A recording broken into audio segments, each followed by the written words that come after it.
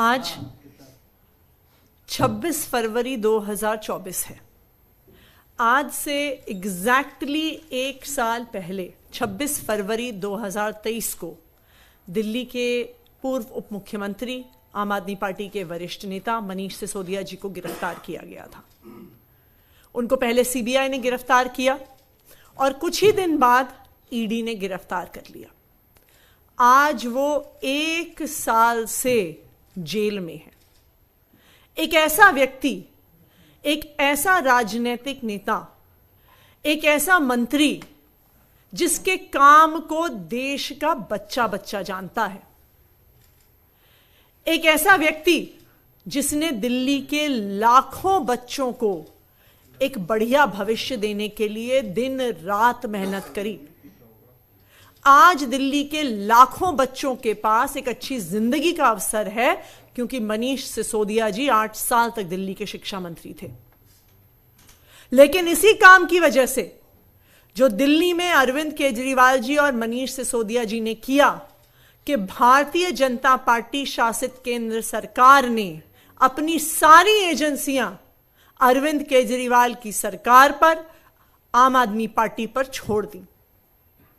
इस तथाकथित शराब घोटाले की जांच करते हुए 2 साल हो गए। इस 2 साल में ईडी सीबीआई ने मिलकर 500 से ज्यादा अफसर इसकी इन्वेस्टिगेशन पर लगा दिए। हजार में हो रेड कर ली, उनके गांव पर रेड कर ली, उनके ऑफिस पर रेड कर ली, उनके लॉकर पर रेड कर ली, आम आदमी पार्टी के हर नेता, हर विधायक के घर पे रेड कर ली। लेकिन 2 साल के बाद भी इस तथाकथित घोटाले में 1 रुपए की भी रिकवरी नहीं हुई। आप सब मीडिया साथी ये सवाल पूछते हैं कि अगर कोई क्राइम नहीं किया, अगर कोई भ्रष्टाचार नहीं किया, तो फिर मनीष सिसोदिया को बेल क्यों नहीं मिल रही 1 साल बाद? उसका सिर्फ एक कारण है, वो है पीएमएलए कानून, prevention of money laundering act, जो देश का एकमात्र ऐसा कानून है जिसमें बेल मिलना लगभग असंभव है। ऐसा कानून क्यों बनाया गया? ऐसा कानून जिसमें मनी लॉन्ड्रिंग करने के बाद बेल मिलना असंभव है, काउंटर टेररिज्म के लिए बनाया गया था, आतंकवाद रोकने के लिए बनाया गया था, ड्रग ट्रैफिकिंग रोकने के लिए बनाया गया था।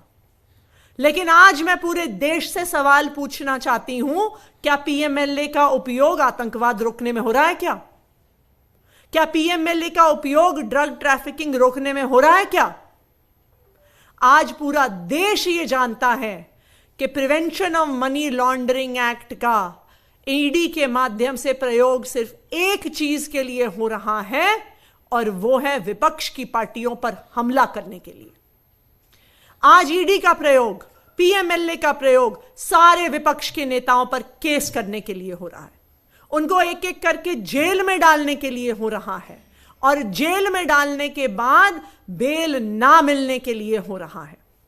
यह सवाल तो उठता है कि अगर भारतीय जनता पार्टी कहती है कि विपक्ष के नेताओं ने जुर्म किया है, भ्रष्टाचार किया है, तो सिर्फ मनी लॉन्ड्रिंग का केस कैसे लगता है? क्यों प्रिवेंशन ऑफ करप्शन एक्ट में केस नहीं लगता? क्यों सीआरपीसी में केस नहीं लगता?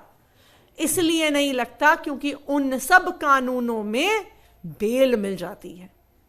तो आज विपक्ष पे हमला करने के लिए, इस देश के लोकतंत्र पे हमला करने के लिए विपक्ष की सारी पार्टियों के सभी नेताओं केस हो रहे हैं। लेकिन मैं भारतीय जनता पार्टी को यह बताना चाहती हूं कि आम आदमी पार्टी, हमारे नेता अरविंद केजरीवाल, हमारे नेता मनीष सिसोदिया, संजय सिंह, सत्येंद्र जैन ना जेल जाने से डरते हैं, ना आपके समन से डरते हैं, ना आपकी धमकियों से डरते हैं।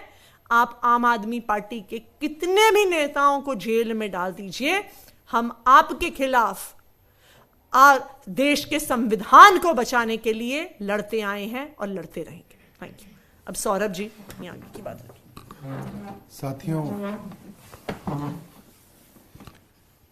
पिछले साल जब मनीष जी को गिरफ्तार करने की बातें हम सुनते थे तो पहले तो ये लगता था नहीं ऐसा होगा नहीं, कह रहे हैं भारतीय जनता पार्टी ये संभव नहीं है। और जब गिरफ्तार हुए तो भी ऐसा लगता था कि चलिए महीने 2 महीने के अंदर बेल मिल जाएगी। महीने 2 महीने के बाद 4 महीने हुए, 6 महीने हुए, 8 महीने हुए, लगा चलिए अब हाई कोर्ट दे देगा, फिर लगा चलिए सुप्रीम कोर्ट से मिल जाएगी। सुप्रीम कोर्ट ने बड़ी बड़ी बातें कोर्ट के अंदर कही, उसके बाद भी बेल नहीं दी। उन्होंने कहा नहीं, ट्रायल जल्दी पूरा करे सीबीआई और ईडी, और ना मिले तो हमारे पास आ जाए। ट्रायल भी कोई जल्दी शुरू ही नहीं हुआ अभी तक तो, और 1 साल जो है वो बीत गया। मुझे लगता है कि दुनिया के अंदर इतना बड़ा दुर्भाग्य किसी ही देश का होगा कि आप किसी भी देश के नागरिक से पूछिए आपका देश का शिक्षा मंत्री कौन है, कोई नहीं जानता कौन देश का शिक्षा मंत्री, हमें ही नहीं मालूम। हम तो पॉलिटिकल लोग हैं, मुझे ही नहीं मालूम कौन है। और आप किसी से पूछिए, बिहार में पूछिए कि दिल्ली का शिक्षा मंत्री कौन है, सब बच्चे जानते हैं, सब लोग जानते हैं मनीष सिसोदिया दिल्ली के शिक्षा मंत्री हैं, क्योंकि उन्होंने दिल्ली की शिक्षा को पूरी दुनिया के पटल तक पहुंचाया। शिक्षा के महत्व को राजनीति के अंदर लेके आए, इलेक्टोरल पॉलिटिक्स के अंदर लेके आए, लोगों के मैनिफेस्टो के अंदर लेके आए। ये मनीष सिसोदिया जी का बहुत बड़ा कंट्रीब्यूशन है जो मुझे लगता है शताब्दियों तक जाना जाएगा। और ये बहुत बड़ा दुर्भाग्य है हमारे देश का कि इतने प्रसिद्ध होने के बाद, इतने बड़े कंट्रीब्यूशन के बाद भी केंद्र सरकार ने आज उनको ये सिला दिया है कि वो 1 साल से जेल में हैं। और साधारण जेल नहीं है, उनके ऊपर बहुत बंदिशें हैं, बहुत तरीके से उनको जेल के अंदर कोशिश की जाती है कि वो परेशान हों। और जो बच्चे मुझे लगता है आज से 10 साल पहले पहली दूसरी कक्षा में हुआ करते होंगे जब मनीष जी दिल्ली के शिक्षा मंत्री बने, आज वो बच्चे 11वीं 12वीं में होंगे। और वो बच्चे कह सकते हैं कि उनका जो पूरा का पूरा स्कूल का जीवन रहा, उसके अंदर मनीष सिसोदिया जी के कंट्रीब्यूशन को उन्होंने हर रोज़ देखा होगा।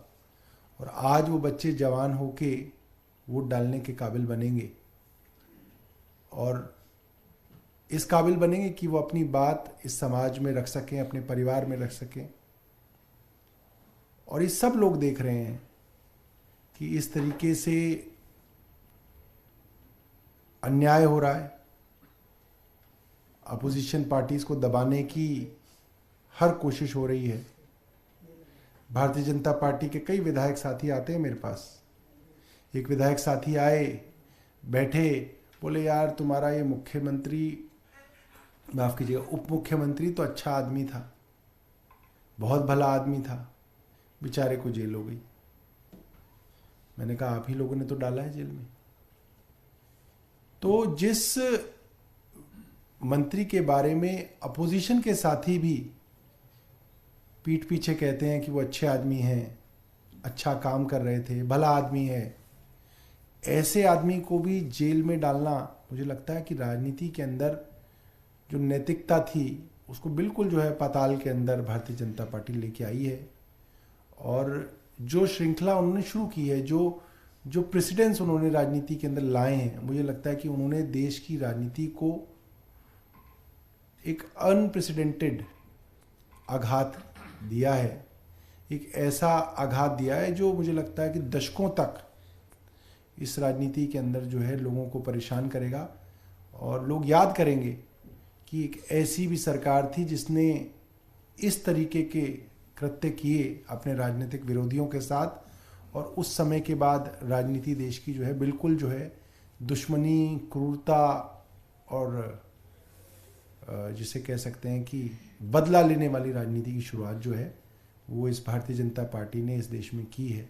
और ये मुझे लगता है बहुत सालों बाद ये चैप्टर होगा स्कूल्स की बुक में कि ये जो मर्यादा ख़त्म करके एक दूसरे से बदला लेने वाली, एक दूसरे को ख़त्म कर देने वाली राजनीति की शुरुआत किसने की, तो कहा जाएगा कि 2014 में एक प्रधानमंत्री बने, उन्होंने इसकी शुरुआत की और उन्होंने देश को जो है गर्त तक पहुंचाया। बहुत बहुत धन्यवाद।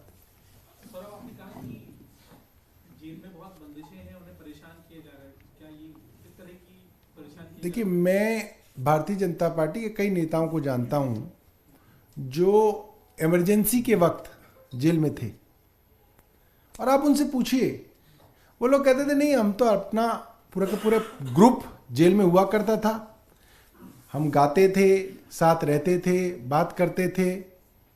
हाँ, इतना ही था कि हम जेल के अंदर बंद थे, बाकी हम सब लोग साथ थे। आप लालू प्रसाद जी के एक भाषण को सुनिए संसद में, वो कहते हैं अडवाणी जी के बारे में कि अडवाणी जी, हमने आपको जेल में डाला था मगर हमने सिर्फ आपको हाउस अरेस्ट किया, और फोन करके पूछते थे कि अडवाणी जी कोई तकलीफ तो नहीं है। ये भाषण संसद के अंदर लालू जी ने दिया, अडवाणी जी बैठे हुए सुन रहे हैं। अगर झूठ कह रहे होते तो भारतीय जनता पार्टी खड़ी होकर बोलती कि नहीं लालू जी आप झूठ बोल रहे हो।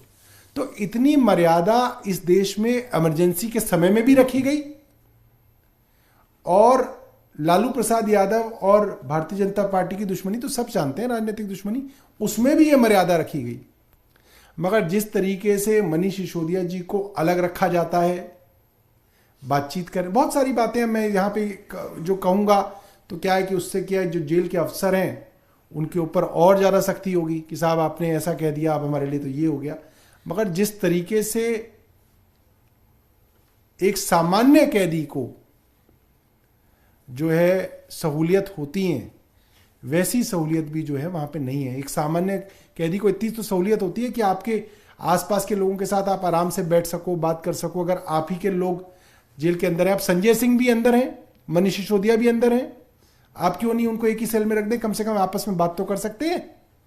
मगर एक तरह की क्रूरता है कि संजय सिंह को ऐसे सेल में रखो, उनको दूसरे सेल में रखो, उनसे कोई कैदी ज़्यादा बात करे तो उसके ऊपर जो है पेच टाइट किया जाए।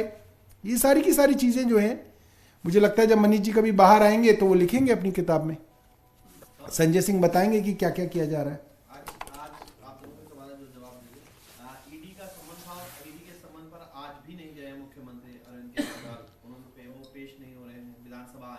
देखिए, ईडी ने सोच समझ के कोर्ट का रुख किया। जब ईडी खुद ही कोर्ट चली गई तो मुझे लगता है न्यायालय के फैसले का इंतजार ईडी को करना चाहिए। न्यायालय ने ईडी के जो केस है उसकी कॉग्निजेंस ली है, मुख्यमंत्री जी को नोटिस दिया, मुख्यमंत्री जी के वकील वहां पेश हुए, उन्होंने अपना जवाब दाखिल दिया। उसके बाद मुख्यमंत्री जी को 16 मार्च तक का समय दिया गया। अब ईडी को इंतजार करना चाहिए कोर्ट का। वैसे भी मुख्यमंत्री अरविंद केजरीवाल जी कोर्ट नहीं गए समन्स के खिलाफ, ईडी खुद कोर्ट गए यह तय करवाने के लिए कि जो समन वो भेज रही हैं वो वाजिब है कि नहीं वाजिब है, वो लीगल है कि इलीगल है। ईडी खुद कोर्ट गई। तो अब तो ये सवाल बनता है कि जब ईडी खुद समन्स के मामले पे कोर्ट गई है तो वो कोर्ट के फैसले का इंतजार क्यों नहीं कर रहे हैं? वो कोर्ट का फैसला आए बिना समन पे समन, समन पे समन क्यों भेजे जा रहे हैं? इससे ये साफ है कि ये मामला कोई लीगल इलीगल होने का नहीं है। ये मामला न्याय से जुड़ा हुआ नहीं है, ये मामला किसी जांच से जुड़ा हुआ नहीं है। ये सिर्फ और सिर्फ एक डराने और धमकाने का प्रयास है। क्योंकि अगर ईडी को लीगैलिटी की चिंता होती, ईडी को इन्वेस्टिगेशन की चिंता होती, तो वो ड्यू प्रोसेस ऑफ लॉ जो उन्होंने खुद शुरू किया है उसका इंतजार तो करते। मैम, ईडी का ये कहना है कि कोर्ट वो इसलिए नहीं गई थी कि समन लीगल है या इलीगल है, ये कोर्ट के फैसले से तय नहीं होगा। तय ये होना है कि अरविंद केजरीवाल कब आएंगे और कैसे आएंगे, इसलिए गए थे। तो वो लीगैलिटी, तो अगर ये तय होना है कोर्ट में कि अरविंद केजरीवाल जी कब आएंगे और कैसे आएंगे, तो कोर्ट के फैसले का इंतजार करें ना। वही तो कोर्ट गए हैं। देखिए, कोर्ट खुद जाने के बाद अब जब वो बार बार नोटिस भेज रहे हैं, वो क्या दिखाता है? ये दिखाता है कि नोटिस का पर्पस, समन्स का पर्पस कोई इन्वेस्टिगेशन नहीं है, डराना है, धमकाना है, इंडिया अलायंस से बाहर आने का इशारा करना है। वरना अगर ईडी खुद ही ये मैटर कोर्ट लेके गया है कि अरविंद केजरीवाल कब पेश होंगे,